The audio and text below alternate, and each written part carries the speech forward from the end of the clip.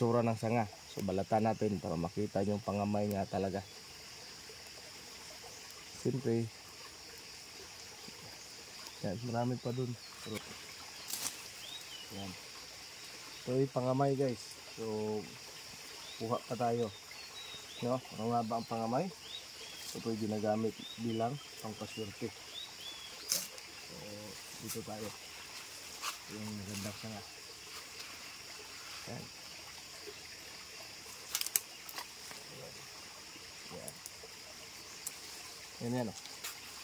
Pag kukunin mo, ganyan ang kanyang magiging tsura ng sanga. So balatan natin para makita yung pangamay nga talaga. Siyempre, yan, marami pa dun. Pero dito lang na part ang kukunin kasi dito kami nagpaalam. Yan.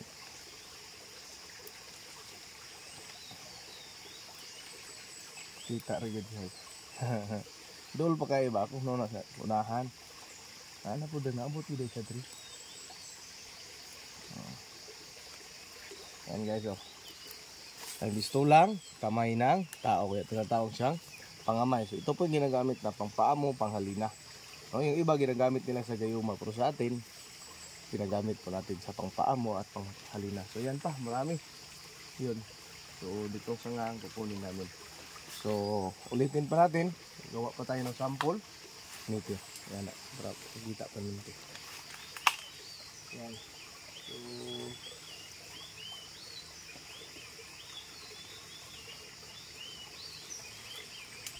okay. So yan. At ayan mga daliri niya. Yan. So kita nyo na.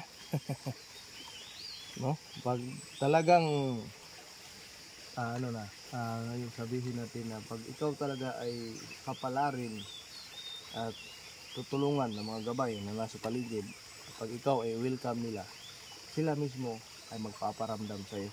Ano? So hindi namin sa kakalain, wala pang 5 minuto ang lakaran namin ay andito na agad pumungad sa amin ang tinatawag na pangamay. Yan o. So sa gustong ano, maghanap ng idea kung ano nga bang hitsura ng pangamay, ay ito po. Okay? So mag-ano ako ng parte nito, balak ko itanim. So yan. May gamot mo. Itong may gamot. Okay? So ito, ulitin natin.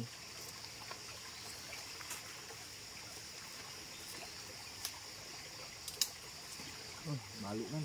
Ayan. Kanin may kuha no? Tanong mo?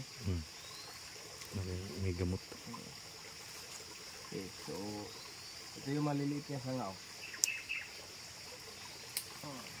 Ayan.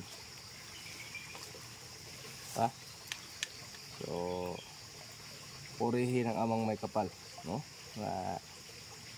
Gaya ng sinabi sa aklat ng Genesis, pinatubo ng Panginoon ang mga halaman na nagbubunga ng mga buto na ito yung magagamit sa panggagamot, no?